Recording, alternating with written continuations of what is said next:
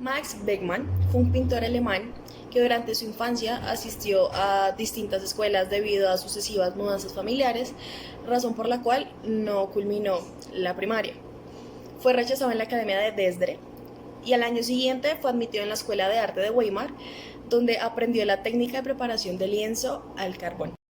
Su obra, titulada Resurrección, supuso un cambio de dirección donde Beckmann abandona sus trabajos de preguerra por una aplicación uniforme de color.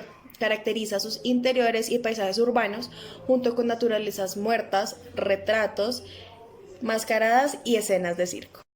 Durante los años 20, aunque carecía de orientación política, respondió a la violencia y la crueldad de la guerra, pintando dramáticas escenas de tortura y brutalidad.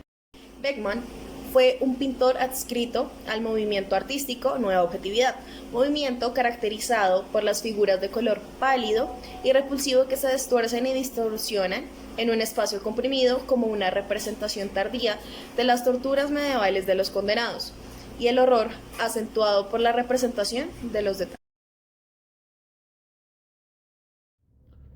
Cuando vamos a hablar de la obra artística de Beckmann, no podemos dejar de tener en cuenta que Beckmann, por su origen alemán, sufrió las consecuencias de la Alemania nazi y de la Alemania que se encontraba dentro de la Primera Guerra Mundial.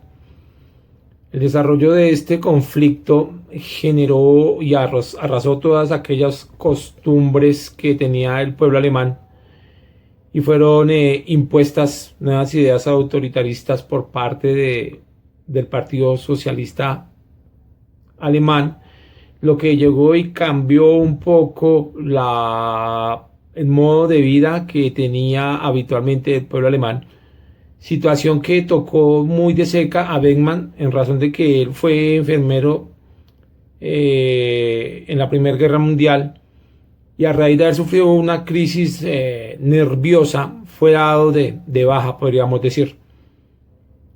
Todo aquello que él vio, todos los accidentes, la sangre, las diferentes situaciones propias de la guerra, impactaron su subconsciente y él las plasma en su obra, las plasma en sus diferentes cuadros, ya que podemos ver que son colores oscuros, son tonos que no simbolizan sino el terror, la angustia, el desazón, el que plasma en cada una de sus pinturas.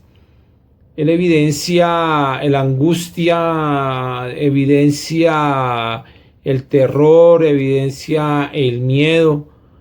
Hace un fuerte manejo en su obra de colores oscuros, negros, ocres, que no generan ninguna claridad, no dan ninguna tonalidad diferente a una situación opaca y una situación oscura. Beckmann en su obra forma parte de la escuela expresionista, en donde la interpretación de la obra se hace de manera muy subjetiva y personal.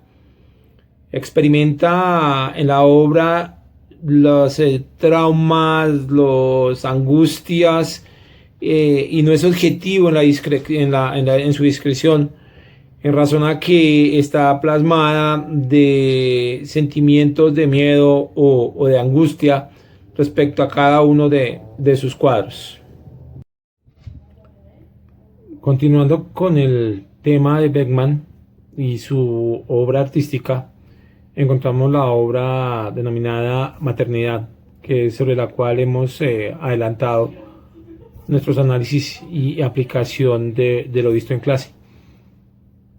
En relación con lo anterior, vemos como el cuadro en su gran mayoría está representando colores fríos, colores lúgubres, colores planos que no dan ninguna expresión de color ni de vitalidad. Es una expresión simple, desesperanzadora, que tiene que ver y muestra la relación íntima que existe entre la madre y el hijo en un contexto marcado por la confrontación, por la guerra, y por el cambio de las costumbres que había en ese momento, en el año 1933, en la Alemania que era gobernada por los nazis. Nosotros vamos a desarrollar un análisis de por qué una obra artística como La maternidad de Max Beckmann es objeto de protección de los derechos de autor. Dicho esto, necesitamos hacer énfasis o recordar que los derechos de autor son una norma que protege al creador de dicha obra, siendo esta obra la representación del ingenio y de la personalidad del creador. Es importante que esta obra sea perceptible a los ojos, pues eso protege los derechos de autor, más no ideas. Tienen que estar materializadas, tienen que ser palpables y perceptibles a los sentidos humanos. Podemos decir que toda obra es objeto de protección de los derechos de autor desde el mismo momento de su creación. También es importante recalcar que se debe hacer el registro de la obra frente a derechos de autor para reconocerle a su creador los derechos patrimoniales y morales. Los derechos de autor protegen obras literarias, científicas y artísticas. Esta, al ser una pintura, es una obra artística, pues plasma directamente lo relacionado con la estética a los ojos de quien la percibe. Por ser una obra artística y ser palpable, ser perceptible a los sentidos humanos, es objeto de protección de los derechos de autor. Mediante estos derechos se le reconoce al creador los derechos morales, siendo estos los que tienen directamente relación con el contenido personal del autor. Están otorgándole la posibilidad de decidir si divulgarla o no divulgarla, transformarla o por el contrario no hacerlo. Puede también modificarla o decidir cuál es el objeto que quiere para el que sea destinada su obra. O también tiene que ver con los derechos patrimoniales, que son los que tienen directa relación con la explotación económica o la utilización de la obra.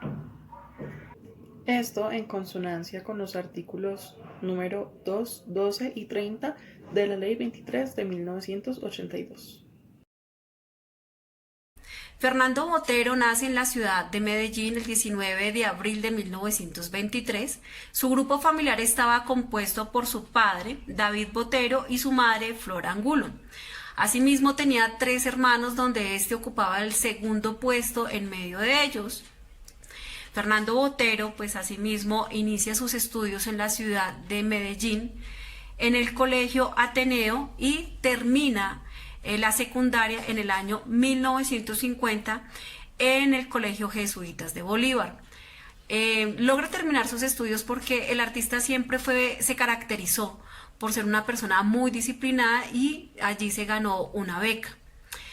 A la edad de los 16 años a Fernando le gustaba asistir a los salones artísticos donde se presentaban diferentes artistas de la ciudad de Medellín, que entre ellos encontramos a Pedro Nel Gómez, a Carlos Correa, que eran muy reconocidos en la ciudad de Medellín, y es así que a la edad de 18 años decide hacer la primera exposición para saber qué reconocimiento tiene. Lastimosamente no logra el reconocimiento que él esperaba.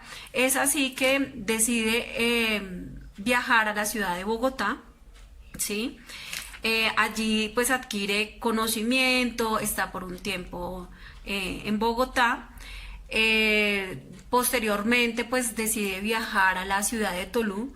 Es allí donde se hospeda en la residencia de la señora Isolina García, donde hacen una contraprestación de servicios, donde él hace un mural y ella le concede el uso de una habitación pues para que éste pueda hospedarse allí.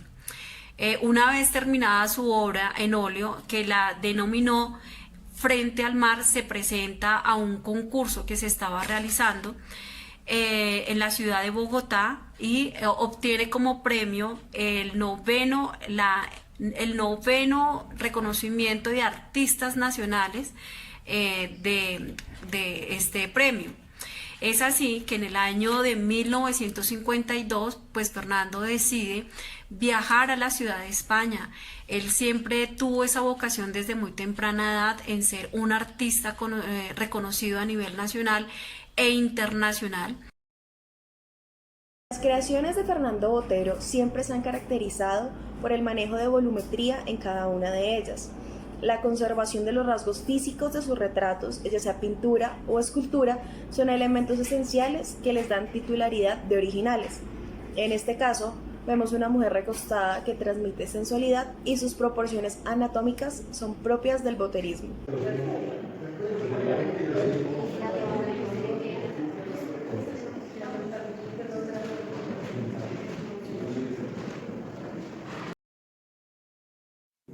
Henry Moore fue un artista británico que realizaba sus representaciones en bronce o en mármol.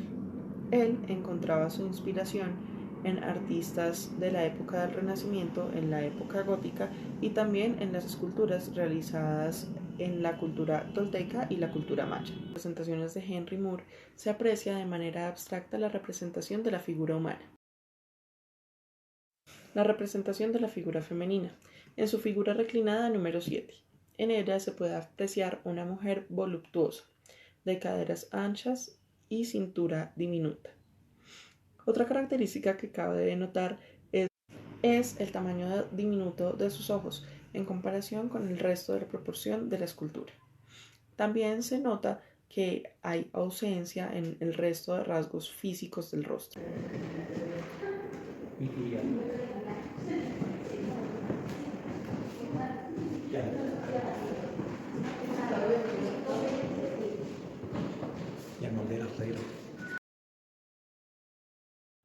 Desarrollamos el análisis de concepción de obra original y obra derivada basándonos en la comparación de la obra Mujer reclinada de Fernando Botero y la figura reclinada número 7 de Henry Moore. Se considera original una obra que tiene un concepto y características que la hacen única al no tener similitud con ninguna otra obra. Es el título otorgado al sello del alma del autor plasmado en ella. Por otro lado, una obra derivada es aquella que parte de aquellos elementos esenciales de otra obra pero adiciona modificaciones. Guarda el vínculo con la obra original. Como conclusión, podemos decir que cada una de las obras en las que basamos el análisis es original. Aunque las dos pretenden transmitir el mismo concepto de sensualidad de la mujer, los elementos que las conforman son totalmente diferentes. Por un lado, la simetría del cuerpo de la figura reclinada número 7 de Henry Moore contrasta directamente con la volumetría y la conservación de rasgos físicos que utiliza Fernando Botero.